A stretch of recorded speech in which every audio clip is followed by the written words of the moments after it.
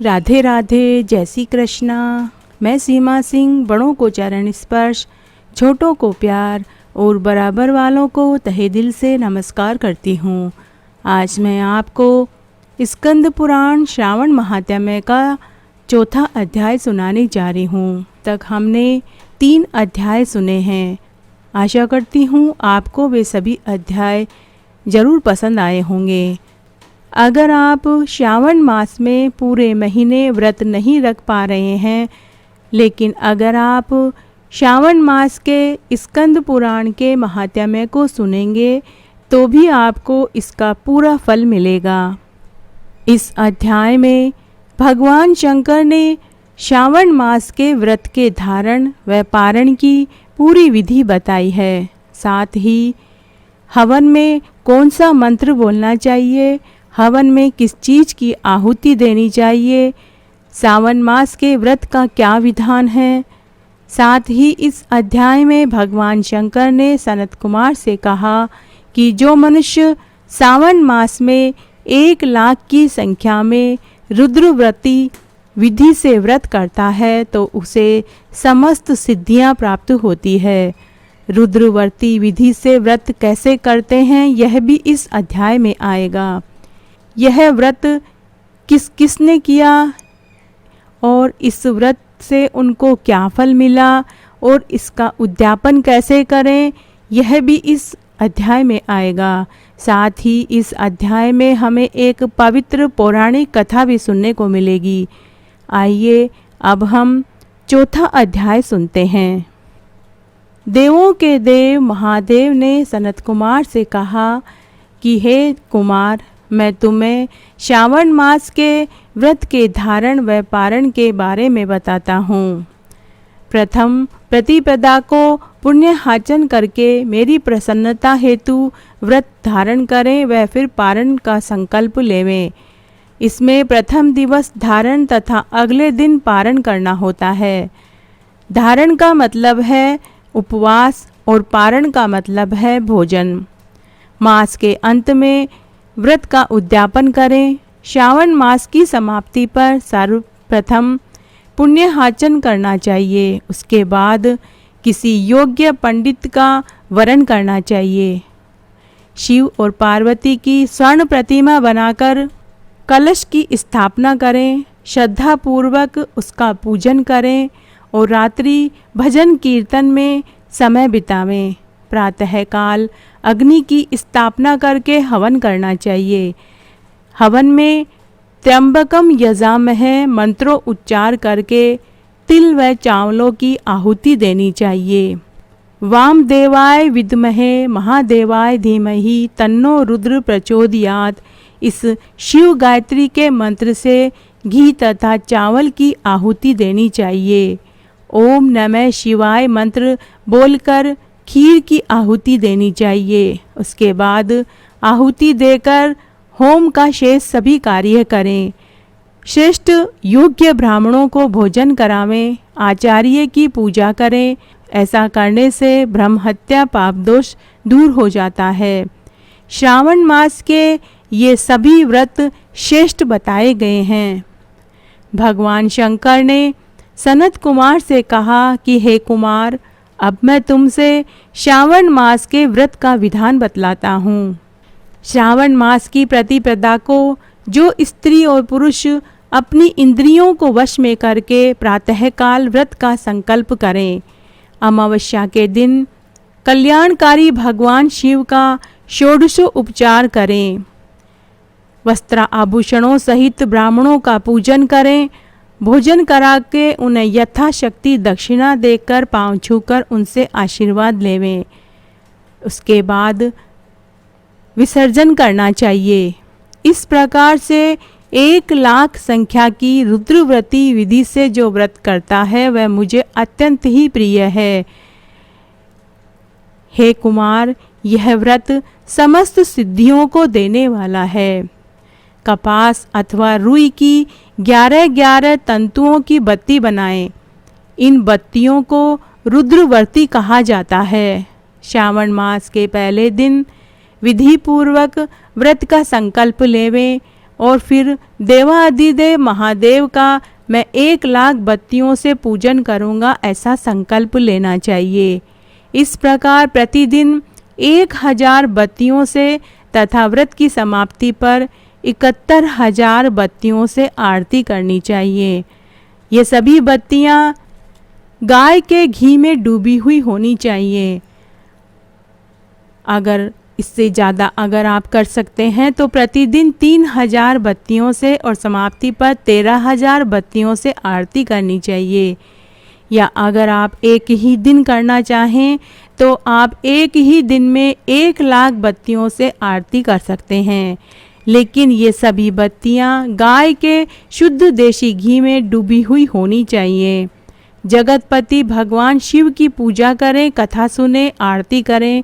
जो मनुष्य ऐसा करता है उसके सभी पाप धुल जाते हैं और उसे शिवलोक की प्राप्ति होती है, उसको संतान व समृद्धि बढ़ती है।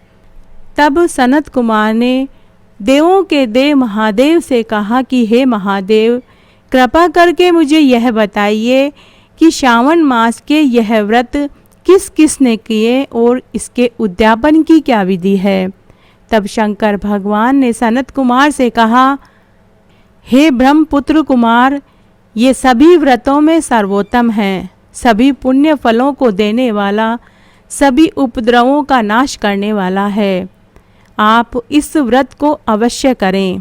यह व्रत स्नेह व सौहार्द को बढ़ाने वाला, संतान व समृद्धि बढ़ाने वाला और शिवलोक को प्राप्त होने वाला है। तीनों लोकों में रुद्र व्रत के समान सुंदर अन्य कोई व्रत नहीं है। अब मैं तुम्हें इस व्रत की एक पौराणिक, पवित्र और प्राचीन कथा सुनाता हूँ, ध्यान से सुनो। हे कुमार, क्षिप्रा नदी के रमणीक तट पर उज्जयिनी नामक एक सुंदर नगरी थी। उस नगरी में सुगंधा नाम की एक बहुत सुंदर वेश्या रहती थी। उस वेश्या ने अपने साथ अनैतिक संबंध बनाने वाले के लिए एक मूल्य निर्धारित कर रखा था। वह मूल्य था 100 मोहर। इस प्रकार उस वेश्या ने कई ब्राह्मणों को नीचा दिखाया, कई राजाओं और राजकुमारों और युवराजों के वस्त्र आदि उतरवा लिए और उनके सभी आभूषण छीनकर धक्के मारकर अपने स्थान से बाहर निकलवा दिया। इस प्रकार उस वेश्या ने कई लोगों को लूट लिया। उस वेश्या के शरीर की गंध 1 कोस तक फैल जाती थी। सुगंधा नाम की वह वेश्या समस्त भूमंडल पर रूप, लावण्य और कांति की प्रतिमूर्ति थी। वह गान विद्या के 6 राग और 36 रागनियों में पारंगत थी। नृत्य में वह अप्सराओं को भी पीछे छोड़ देती थी। उसकी मस्तानी चाल से हाथी और हंस भी लज्जित होते थे। एक बार नेत्रों से काम कटाक्ष बाण छोड़ती हुई वह क्षिप्रा नदी के तट पर पहुंची। उसने वहां पर कुछ ब्राह्मणों को ध्यान मग्न, कुछ को जप में संलग्न तो कुछ को शिव और विष्णु की पूजा करते हुए देखा। उस वेश्या की दृष्टि वहां पर मुनि वशिष्ठ के ऊपर पड़ी। जैसे ही उसकी दृष्टि मुनि वशिष्ठ के ऊपर पड़ी तो उसका ध्यान पाप कर्म से हटकर धर्म की ओर आकर्षित हो गया। तब वह सुगंधा वेश्या मुनि वशिष्ठ को बारंबार प्रणाम करके अपने दुष्कर्मों के नाश का उपाय पूछने लगी और बोली, हे अनाथों के नाथ, हे ब्रह्मपुत्र, मैंने अपने जीवन में अनेक दुष्कर्म किए हैं, मैंने बहुत से पाप किए हैं। कृपया अब आप उन सभी पाप कर्मों के नाश का मुझे कोई उपाय बताइए।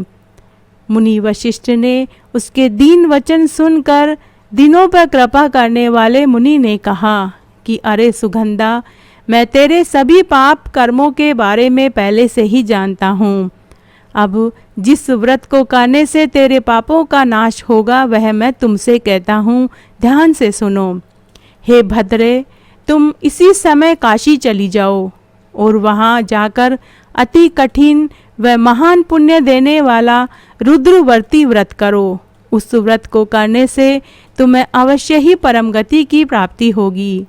भगवान शंकर ने कहा कि हे सनत कुमार, मुनि वशिष्ठ के वचन सुनकर वह वेश्या अपना सारा धन, अपना घर बार, अपने अनुचरों और मित्रों को देकर काशी चली गई। वहां जाकर मुनि वशिष्ठ द्वारा बताई गई विधि से रुद्रवर्ती व्रत करने लगी। तत्पश्चात वह वेश्या इस व्रत के प्रभाव से अपने पंच भौतिक शरीर को छोड़कर शिवलिंग में ही समाविष्ट हो गई। अतः हे सनत कुमार, जो स्त्री और पुरुष इस अति दुर्लभ व्रत को करता है, वह जो कामना करता है मैं उसकी समस्त कामनाओं की पूर्ति कर देता हूँ। हे सुव्रत, अब माणिक्यवर्तियों के महात्म्य को ध्यान से सुनो। जो स्त्री यह व्रत करती है वह मेरी अर्धांगिनी बन जाती है और आजीवन वह मेरी प्रिया बनकर रहती है। व्रत की पूर्णता हो इसके लिए मैं इसके उद्यापन की विधि भी बतलाता हूँ। सबसे पहले शिव और पार्वती की सोने की मूर्ति बनावें और बैल की चांदी की मूर्ति बनावें। विधि विधान से इनकी पूजा करें, रात्रि जागरण करें और प्रातःकाल स्नान करके इसके पश्चात 11 या 21 ब्राह्मणों या आचार्यों का वरण करें। घी, खीर और बेलपत्र से हवन करें। हवन में रुद्र सूक्त या रुद्र गायत्री या मूल मंत्र से हवन करें। पूर्णाहुति करें, आचार्य का पूजन करें। 11 या 21 ब्राह्मणों को भोजन करावें। यथाशक्ति दक्षिणा देकर पांव छूकर उनसे आशीर्वाद लेवें। जो भी मनुष्य इस व्रत को करता है वह अपने जीवन में अनजाने में या जाने में किए गए समस्त पापों से छूट जाता है। कलश और प्रतिमा आचार्य को भेंट स्वरूप दे देवें। ऐसा करने पर सहस्त्र अश्वमेघ यज्ञ का फल उसे प्राप्त होता है। ऐसा कहकर भगवान शिव मौन हो जाते हैं। इस प्रकार आज मैंने आपको स्कंद पुराण श्रावण महात्म्य का 4था अध्याय सुनाया। आगे के अध्याय के लिए आप मेरे साथ बने रहें, इसके लिए मैं आपका तहे दिल से धन्यवाद करती हूँ। धन्यवाद।